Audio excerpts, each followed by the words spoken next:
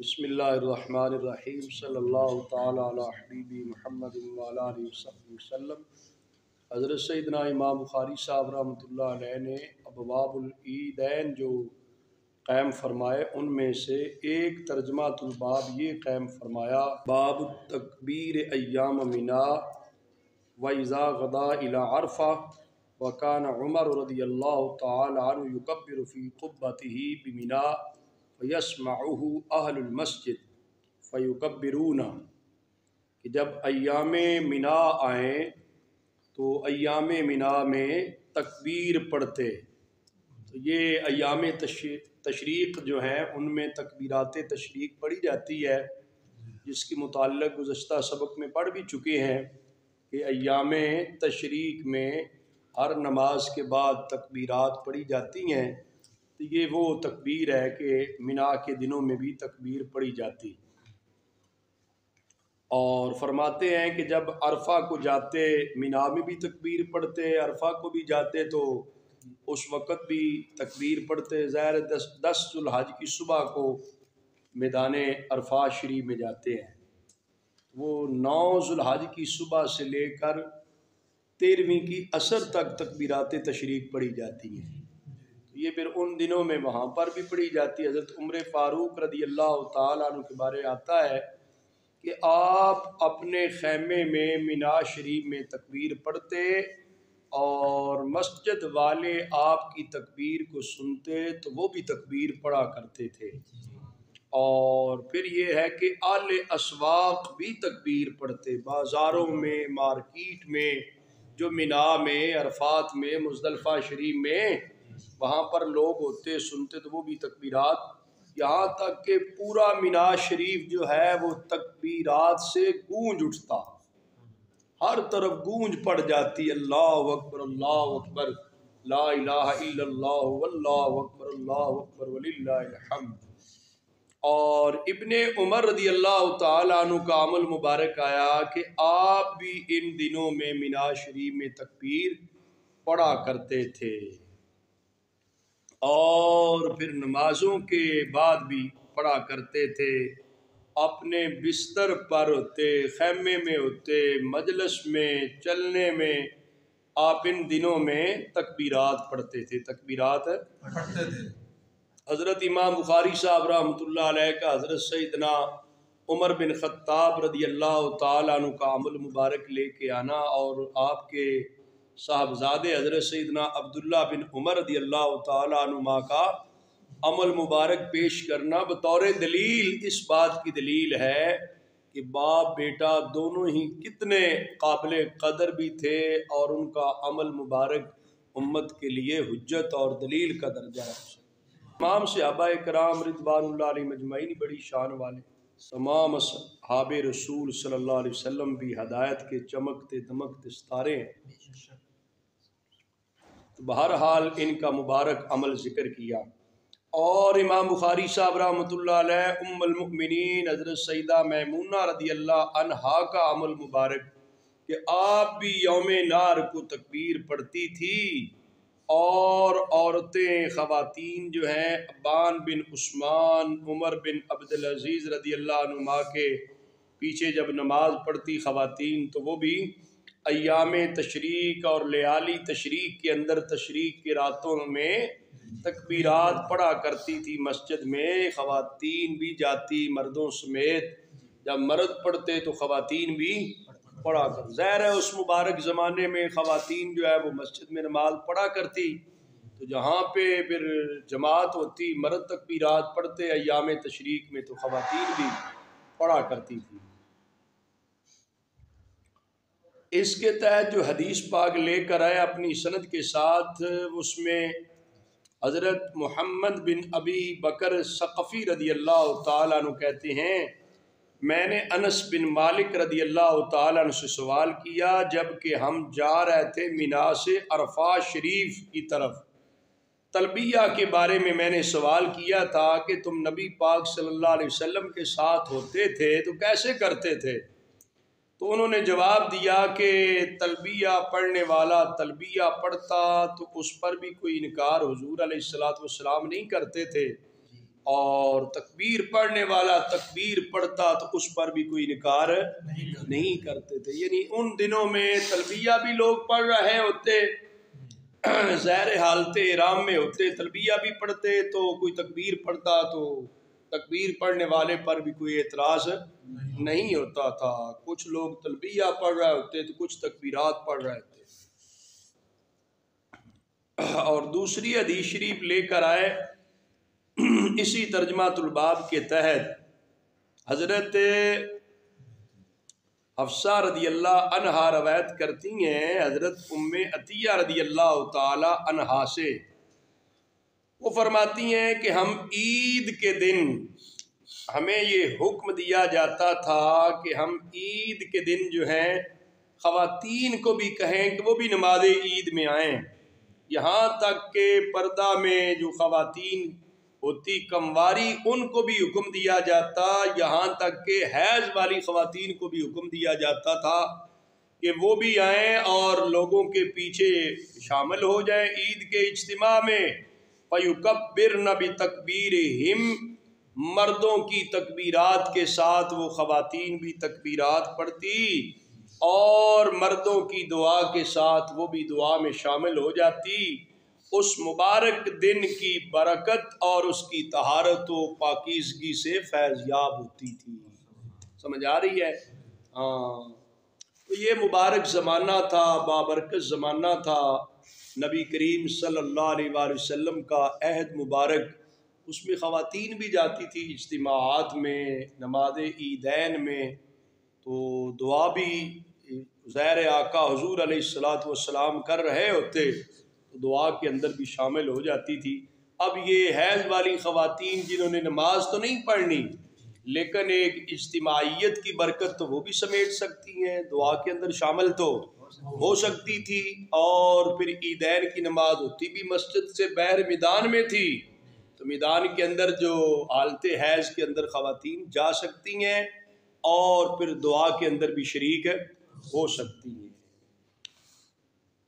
بہرحال یہ دینی امور میں، دینی کاموں میں، عبادت بندگی دعا کے اجتماعات میں عورتیں جو ہے اگر باپردہ جائیں، کوئی کسی قسم کا فتنے کا ڈر نہ ہو تو پردے کے ساتھ وہ اجتماعیت کی برکت دعا کے اندر شرکت کر سکتی ہیں.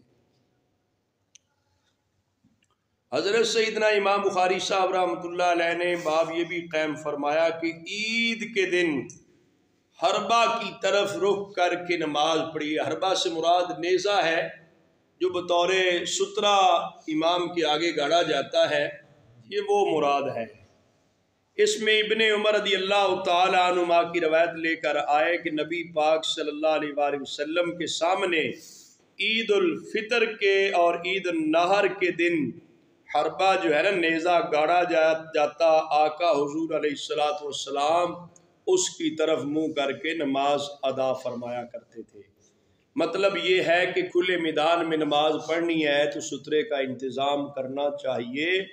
آقا حضور علیہ السلام کے سامنے کیا جاتا اور پھر کھلے میدان میں نماز پڑھنی ہے تو امام کے سامنے سترہ ہو جائے تو امام کا سترہ ہی مقتدی کے لیے کافی ہوتا ہے. ہر مقتدی کے لیے علیحدہ سامنے سترہ ہونا ضروری نہیں ہے. اور اس کے ساتھ ہی باب یہ بھی قائم فرمایا انزا یا حربہ امام کے سامنے عید کے دن، تو یہ انزا بھی نیزہ ہی ہے، ایک چھوٹا نیزہ ایک بڑا نیزہ ہے. ابن عمر رضی اللہ عنہما فرماتے ہیں نبی پاک صلی اللہ علیہ وسلم عیدگاہ میں تشریف لے جاتے تو انزا آپ کے سامنے جو ہے وہ گاڑا جاتا تھا. آقا حضور علیہ السلام اس کی طرف منہ کر کے نماز پڑھتے، پر یہ بطور سترہ ہی ہے. آگے باب خروج النساء والحید المصلی، خواتین اور حالت حیض والی خواتین جو ہوتی وہ بھی عید کے اجتماع میں نماز عید کے لیے عید کے اجتماع میں جاتی تھی. ظاہر ہے کہ جو حالت حیض میں ہوتی انہوں نے نماز عید تو نہیں پڑھنی ہوتی تھی لیکن دعا کی برکت وہ بھی حاصل کرتی تھی. حضرت ام عطیہ رضی اللہ عنہ فرماتی ہیں ہمیں حکم دیا جاتا تھا کہ ہم جو کمواری پردے والی خواتین ہیں ان کو بھی کہیں وہ بھی جائیں، تو وہ بھی جاتی تھی۔ وَيَعْتَزِلْنَ الْحُيَّةَ الْمُصَلَّى، تو جو حیض والی خواتین ہوتی وہ عیدگاہ میں الگ تھلگ بیٹھ جاتی تھی۔ وہ نماز تو ظاہر نہیں پڑھ سکتی تھی لیکن وہ دعا کی برکت اور اجتماع کی برکت سمیٹ لیتی۔ باب خروج الصبیان الی المصلی، عیدگاہ میں بچوں کا بھی لے کر جانا۔ ابن عباس رضی اللہ عنہما فرماتے ہیں میں نبی پاک صلی اللہ علیہ وسلم کے ساتھ عید الفطر یا فرماتے ہیں عید الاضحیٰ کے دن گیا۔ حضور علیہ السلام نے نماز پڑھائی، آپ نے خطبہ ارشاد فرمایا، پھر خواتین کے پاس آئے، خواتین کو واعظ نصیحت فرمائی اور صدقہ خیرات کرنے کا حکم ارشاد فرمایا۔ تو یہ ترجمہ الباب کے ساتھ اس میں مطابقت کیا بنی کہ ابن عباس رضی اللہ عنہما فرما رہے ہیں کہ میں حضور کے ساتھ عید کی نماز کے لیے، چونکہ آپ بچپن کے عالم میں تھے، چھوٹی عمر میں تھے، اس سے پتہ چلتا ہے بچے بھی عید کے اجتماع میں جائیں۔ اور پھر اس میں یہ بھی ہے کہ آقا حضور علیہ السلام نے عید پڑھائی پھر خطبہ دیا، پہلے عید پھر خطبہ، اور خطبہ ارشاد فرمانے کے بعد آقا حضور علیہ السلام نے اسپیشل خواتین کو بھی واعظ و نصیحت فرمایا، انہیں صدقہ خیرات کرنے کا حکم ارشاد فرمایا۔ تو اگر کسی قسم کے فتنے کا ڈر نہ ہو، نہ امام پر، نہ مقتدی حضرات پر، نہ سننے والے پر، نہ سنانے والے پر، نہ کوئی ایسا ماحول ہو جس میں کسی قسم کا فتنے کا ڈر نہ ہو، تو پھر مطلب واعظ و نصیحت کی جا سکتی، واعظ و نصیحت یعنی باپردہ ماحول میں واعظ و نصیحت کی جا سکتی ہے۔ اور حضرت امام بخاری صاحب رحمۃ اللہ علیہ نے یہ بھی باب قائم فرمایا، باب استقبال الامام الناس فی خطبۃ العید، خطبہ عید میں امام لوگوں کی طرف چہرہ کر کے خطبہ دے، قبلہ شریف کی طرف رخ کر کے خطبہ نہیں دینا، لوگوں کی طرف منہ کر کے خطبہ دینا ہوتا ہے۔ تو حضرت ابو سعید خدری رضی اللہ تعالی عنہ فرماتے ہیں قام النبی صلی اللہ علیہ وسلم مقابل الناس، حضور نبی پاک صلی اللہ علیہ وآلہ وسلم لوگوں کی طرف چہرہ مبارک کر کے کھڑے ہو کے آپ نے خطبہ ارشاد فرمایا۔ اور حضرت براء رضی اللہ تعالی عنہ کی یہ روایت پہلے بھی گزر چکی ہے، 2 مرتبہ تقریباً۔ فرماتے ہیں نبی پاک صلی اللہ علیہ وسلم عید الاضحیٰ کو تشریف لائے، بقیع میں آقا حضور نے 2 رکعتیں پڑھائی۔ کتنی رکعتیں ہیں عید کی؟ 2 رکعتیں پڑھائی، پھر ہماری طرف متوجہ ہوئے چہرہ مبارک کر کے، اقبل علینا بوجہہ کا کیا مطلب ہے؟ یہ ترجمہ الباب کے ساتھ مطابقت رکھتا ہے نا کہ چہرہ لوگوں کی طرف ہونا چاہیے۔ یہ سنت مصطفیٰ صلی اللہ علیہ وسلم ہے کہ خطبہ عید کے دوران چہرہ لوگوں کی طرف۔ آقا حضور علیہ السلام نے خطبہ دیا تو فرمایا آج کے دن ہمارے مناسک کا پہلا کام یہ ہوگا کہ ہم نماز پڑھیں گے، پھر لوٹ کے جائیں گے قربانی کریں گے، جو ایسے کر لے فقد وافق سنتنا، اس نے ہماری سنت کے موافقت کر لی۔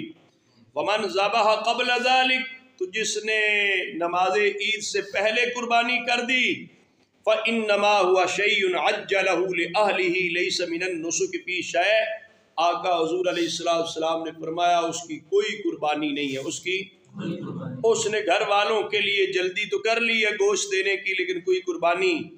ایک شخص کھڑا ہوا، عرض کی یا رسول اللہ صلی اللہ علیہ وسلم، میں نے تو ذبح کر دی، اب میرے پاس جو ہے ایک جزا ہے جو مسنہ سے بہتر ہے، یعنی بکری ہے، بکری کا بچہ، سال کی عمر نہیں ہے، 1 سال اس کی عمر تو کم ہے، لیکن وہ سال والی بکری سے بھی اچھا ہے۔ آقا حضور نے فرمایا آپ ذبح کر لیں، آپ کے بعد کسی اور کے لیے یہ کافی وافی نہیں ہو سکتا۔ اس پہ تبصرہ ہم پہلے کر چکے ہیں۔ آگے باب العلم بالمصلی، مصلی جو عیدگاہ ہے وہاں پر کوئی نشانی لگائی جائے کہ یہ نماز عید کا اجتماع یہاں پہ ہوگا، جھنڈا لگا دیا جائے، نشانی لگا دی جائے۔ تو ابن عباس رضی اللہ تعالی عنہما سے عبد الرحمن بن عبس کہتے ہیں میں نے سنا کہ انہیں یہ پوچھا گیا کہ حضرت جی آپ نبی پاک صلی اللہ علیہ وسلم کے ساتھ عید کے اجتماع میں حاضر تھے؟ تو ابن عباس رضی اللہ عنہما کہنے لگے نعم، ہاں میں حاضر تھا۔ آگے کہتے ہیں اگر میں نبی پاک صلی اللہ علیہ وسلم کے ساتھ یہ رشتہ داری کا تعلق نہ رکھتا ہوتا جو میرا تعلق تھا، حضور علیہ السلام کے کزن بنتے ہیں نا، فرماتے ہیں یہ میں قرب کا قرابت داری کا تعلق نہ ہوتا تو بچپن کی وجہ سے شاید میں حاضر نہ ہو سکتا، میں حاضر نہ ہو سکتا۔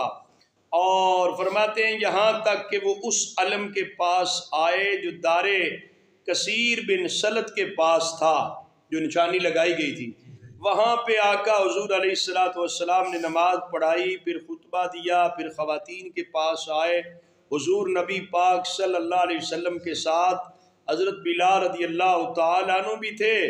نبی پاک صلی اللہ علیہ وسلم نے انہیں واضح و نصیحت کی اور صدقہ کا حکم ارشاد فرمایا۔ حضرت راوی کہتے ہیں کہ میں دیکھ رہا ہوں خواتین کی طرف کہ اپنے ہاتھ پھیلاتی اور حضرت بلال رضی اللہ تعالیٰ کے کپڑے میں ڈال رہی ہوتی۔ پھر حضور نبی پاک صلی اللہ علیہ وسلم اور حضرت بلال رضی اللہ تعالیٰ عنہ گھر کی طرف تشریف لے گئے، یعنی بعض و نصیحت بھی کیا خواتین کو صدقے کا، اور خواتین نے صدقہ خیرات دیا بھی، رائے خدا میں خرچ کیا۔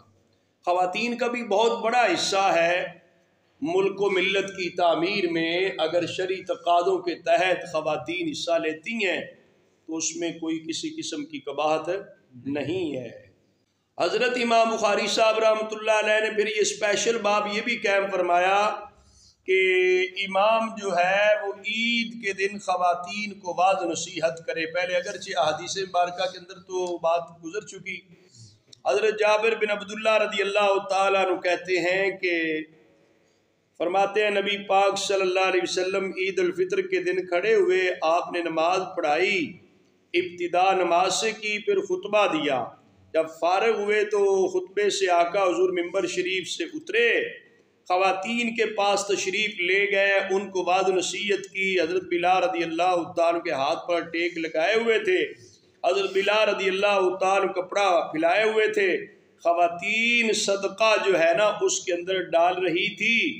راوی کہتے ہیں ابن جریج کہ میں نے حضرت عطا صاحب سے پوچھا یہ زکوٰۃ یوم الفطر، یہ خواتین جو ہے فطرانہ دے رہی تھی، یہ زکوٰۃ یوم الفطر تھی؟ انہوں نے فرمایا لا نہیں، یہ صدقہ تھا جو اس وقت صدقہ دے رہی تھی، اور اپنی چھلے اور اپنی جو انگوٹھیاں تھیں نا بڑی بڑی فتح بڑی انگوٹھیاں وہ بھی ڈال رہی تھی۔ اور میں نے کہا حضرت عطا صاحب سے کہ کیا آپ یہ سمجھتے ہیں کہ امام پر یہ لازم ہے کہ وہ ایسا کرے، اس پر حق ہے کہ وہ عورتوں کو واضح نصیحت کرے؟ تو انہوں نے فرمایا امام پر حق ہے، کیا ہے لوگوں کے لیے لوگ نہ کریں، حضور کرتے تھے خواتین کو واضح نصیحت، تو آج کے جو ائمہ کرام ہیں وہ کیوں نہ کریں؟ ان کا یہ کہنا تھا۔ تو یہ پہلے کئی بار بات ہو چکی، آج بھی بات ہو چکی ہے کہ اگر باپردہ ماحول ہے، کسی قسم کا فتنے کا ڈر نہیں ہے، تو واضح نصیحت کرنے میں کوئی قباحت یا کوئی حرج بھی نہیں ہے، کرنی چاہیے، جس کے اندر لوگوں کو ہدایت ہو، خواتین کے لیے بھی رہنمائی۔ آج دینی مدارس و جامعات قائم کیے گئے ہیں، ظاہر وہ ایک تعلیم کا تربیت کا ماحول ہے۔ اور یہ بھی کہتے ہیں ابن عباس رضی اللہ عنہما کہ میں عید الفطر کو نبی پاک صلی اللہ علیہ وسلم، حضرت ابوبکر صدیق، عمر فاروق، عثمان غنی رضی اللہ عنہما کے ساتھ حاضر ہوا۔ وہ نماز پڑھاتے تھے خطبے سے پہلے، پھر خطبہ بعد میں دیتے، اور کہتے ہیں نبی پاک صلی اللہ علیہ وآلہ وسلم تشریف لائے تو گویا کہ میں دیکھ رہا ہوں، آپ اپنے ہاتھ مبارک کے ساتھ اشارہ کر کے لوگوں کو فرما رہے تھے کہ بیٹھ جائیں بیٹھ جائیں۔ پھر صفوں کو آقا حضور چیرتے ہوئے آگے تشریف لائے، یہاں تک کہ خواتین کے پاس بھی تشریف لے گئے، آپ کے ساتھ بلال رضی اللہ تعالیٰ عنہ تھے۔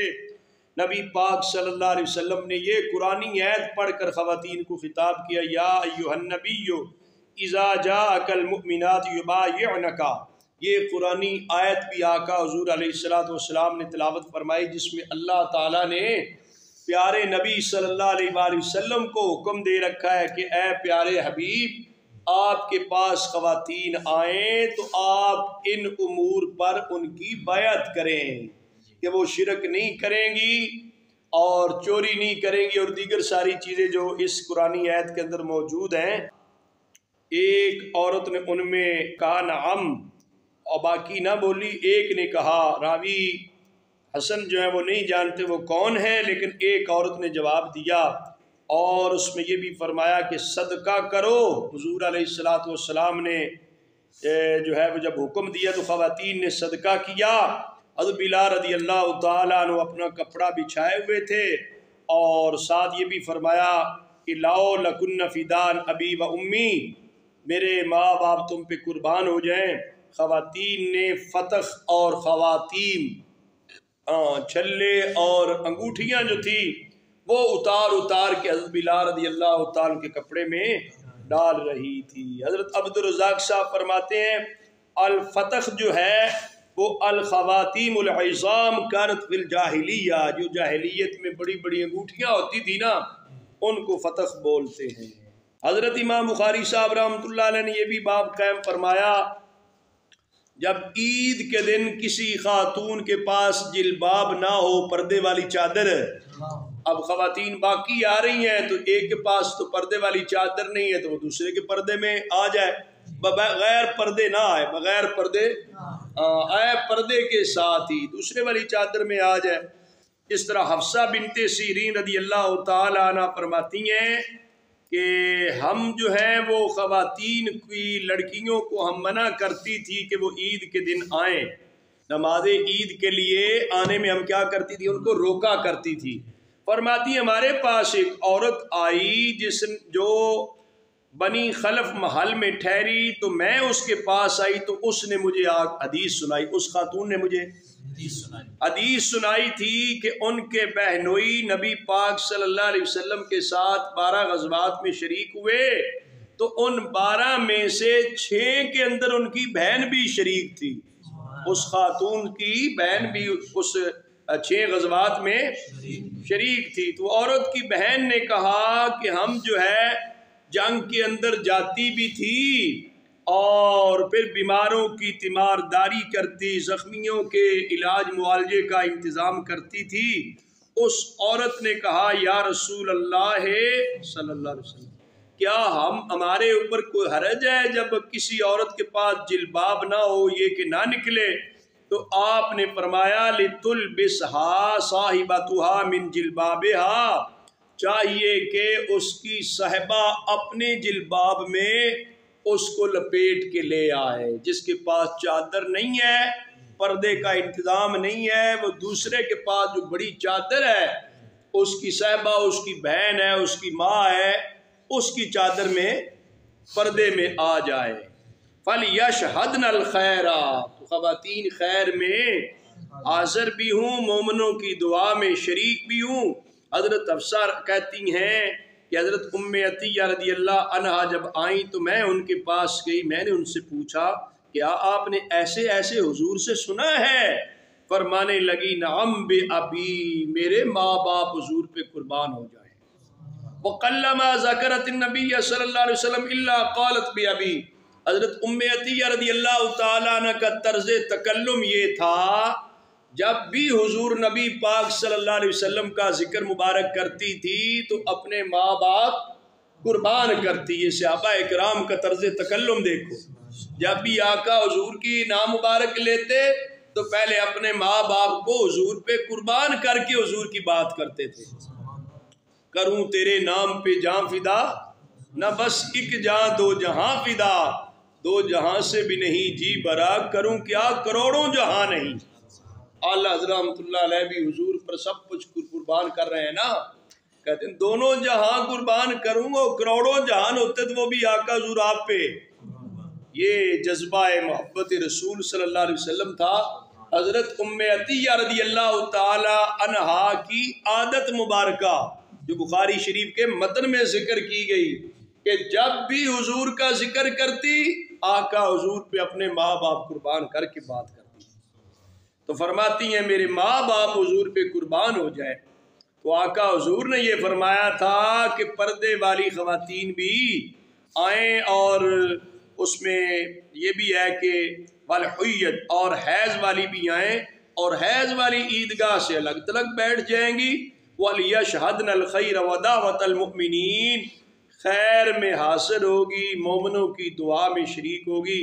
فرماتی میں نے ان سے کہا کہ کیا حیض والی بھی؟ انہوں نے کہا جی ہاں۔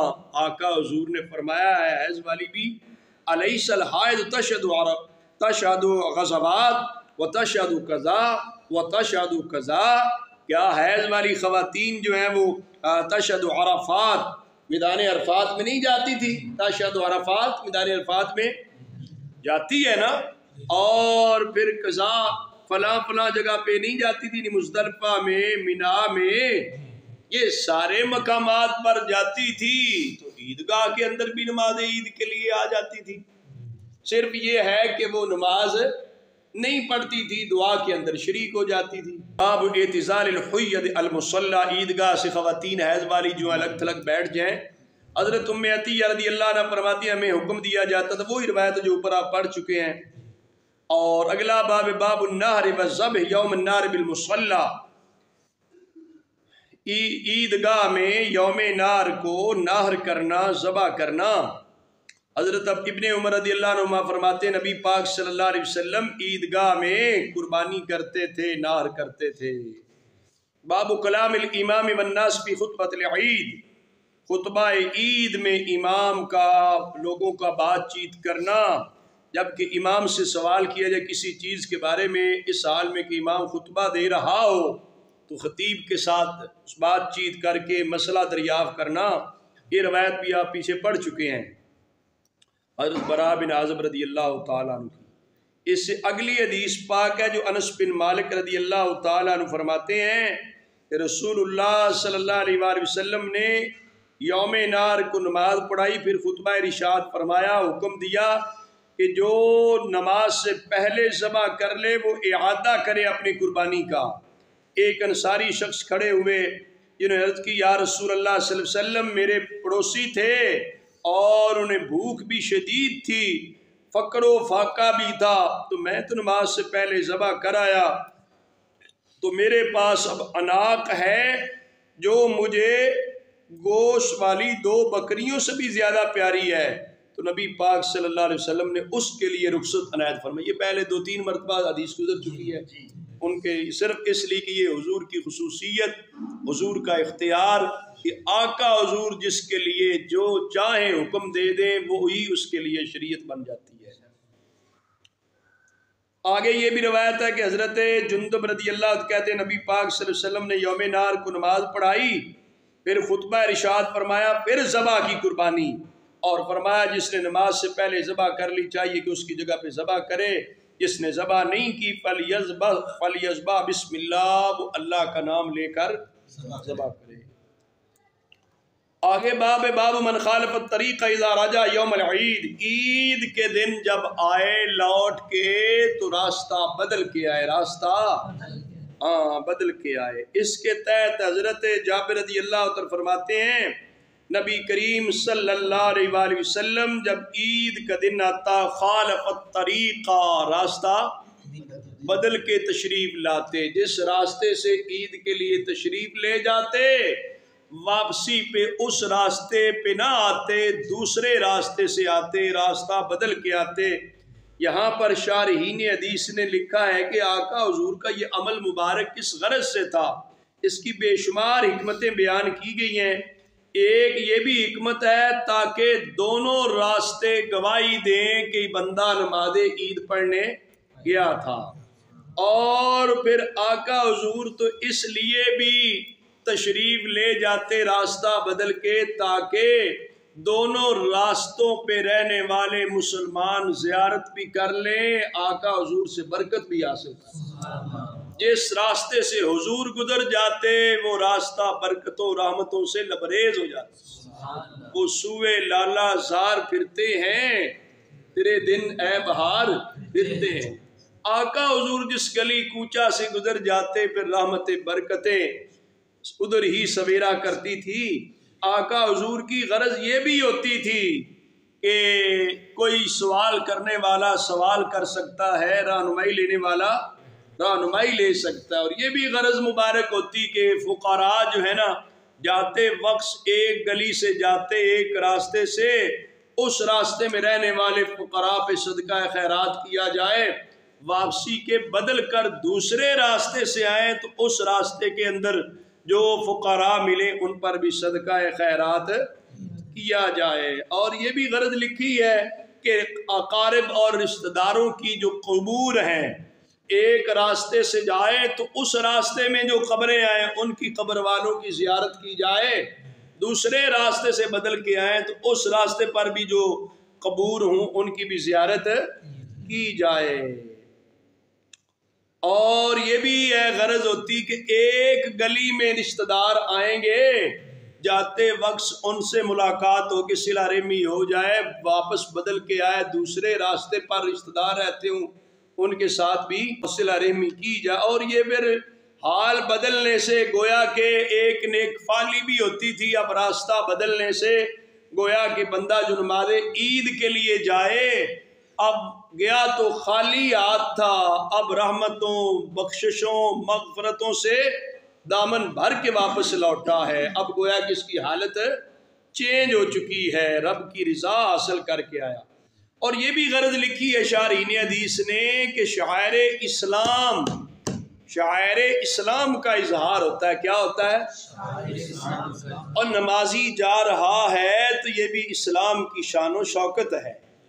زیادہ لوگ نمازی نماز کے لیے جا رہے ہیں تو یہ اسلام کی شان و شوکت ہے۔ عید کے لیے جا رہے ہیں، راستے بدل سے اس گلی میں بھی رش ہے اس گلی میں بھی رش ہے، ساری گلیوں میں مسلمان ہی مسلمان ہیں، ہاں تو یہ کیا ہے؟ اسلام کی شان و شوکت بھی ظاہر ہوتی ہے۔ اور پھر منافقین کے لیے سبق بھی ہے، منافقین پر غیظ بھی ہے، منافقین پر، اور جلنے والے جلتے بھی ہیں دیکھ کر، جلنے والے ماننے والے جہاں خوش ہوتے ہیں مسلمانوں کی شان و شوکت دیکھ کر، وہاں منافقین جلتے بھی ہیں، تو ان کو بھی سبق دینا چاہیے۔ منافقین ہیں، یہود و نصارہ ہیں، دشمنان اسلام ہیں، آج بھی مسلمانوں کو اجتماعیت کی ضرورت ہے، اپنی اجتماعیت، اپنی صفوں میں اتحاد اور اجتماعیت قائم کریں، اس سے منافقین اور یہود و نصارہ پہ روک پڑتا ہے۔ اور یہ بھی ہوتا آقا حضور علیہ السلام جو ہیں وہ ان کو بتاتے کہ اتنے ساتھ لوگ ہیں، کثرت بتانی مقصود ہوتی تھی، اعداء کے دشمنوں سے بچانا مقصود ہوتا تھا۔ اور اگلا باب یہ ہے عید کی نماز رہ جائے تو 2 رکعتیں پڑھیں۔ اسی طرح خواتین اور گھروں میں دیہاتوں میں جو لوگ عید نہیں پڑھ سکتے وہ بھی عید کے دن کیا ہے 2 رکعتیں پڑھ لیں، نفل گھروں میں نفل پڑھ لیں برکت کے لیے۔ تو نبی پاک صلی اللہ علیہ وسلم کا فرمان ہے، اے اہل اسلام یہ ہماری عید ہے۔ انس بن مالک رضی اللہ تعالی اپنے آزاد کردہ غلام ابن ابی عتبہ کو زاویہ میں حکم دیا کہ وہ ان کے اہل کو اور بچوں کو جمع کر کے نماز پڑھتے تھے شہر والوں کی طرح، اور تکبیر بھی ان کی طرح پڑھتے تھے۔ حضرت اکرمہ کہتے ہیں دیہاتی لوگ بھی عید میں جمع ہوتے اور 2 رکعتیں پڑھتے جس طرح امام پڑھاتا ہے۔ حضرت عطا فرماتے ہیں جس کی عید رہ جائے وہ 2 رکعتیں پڑھ لے، جو 2 رکعتیں اب آج خواتین گھروں میں ہوتی ہیں تو ان کو بھی چاہیے عید کے دن ذکر اذکار کر لیں، 2 نفل پڑھ لیں۔ عید تو نہیں ہے پھر گھروں میں اس طرح اکیلے تنہا، لیکن کیا کر لیں، ویسے اللہ نہ کرے کسی کی عید رہ جائے تو وہ کیا کرے، وہ بھی گھر میں جا کر جو ہے عیدگاہ میں تو نہیں لیکن گھر میں نفل 2 پڑھ لے، ذکر اذکار کرے، تسبیحات پڑھے، اللہ تعالیٰ کا شکر ادا کرے۔ باب الصلاۃ قبل العید و بعدها، عید سے پہلے اور عید کے بعد نماز پڑھنی۔ ابن عباس رضی اللہ عنہما عید سے پہلے مکروہ جانتے تھے۔ عیدگاہ میں تو ہم فقہ حنفی میں نماز عید سے پہلے نماز پڑھنے کو بھی نفل پڑھنے کو مکروہ جانتے ہیں، نماز عید کے بعد بھی مکروہ جانتے، تاہم گھروں میں نماز عید سے پہلے نہ پڑھی جائے، نماز عید کے بعد جو ہے گھروں کے اندر نفل وغیرہ پڑھ لیے جائیں۔ اور آخری جو روایت ہے ابن عباس رضی اللہ عنہ فرماتے ہیں نبی پاک صلی اللہ علیہ وسلم عید الفطر کو تشریف لائے، آپ نے 2 رکعتیں نماز عید پڑھائی، لم یصلی قبلها ولا بعدها ومعه بلال، نہ آقا حضور علیہ السلام نے عید سے پہلے کوئی نماز پڑھی، نہ نماز عید کے بعد پڑھی، اور آقا حضور کے ساتھ حضرت بلال رضی اللہ تعالیٰ عنہ بھی تھے۔ اللہ تبارک و تعالیٰ مجھے اور آپ سب کو آقا حضور علیہ السلام کے فرامین مبارکہ کو صحیح سمجھنے عمل کرنے کی توفیق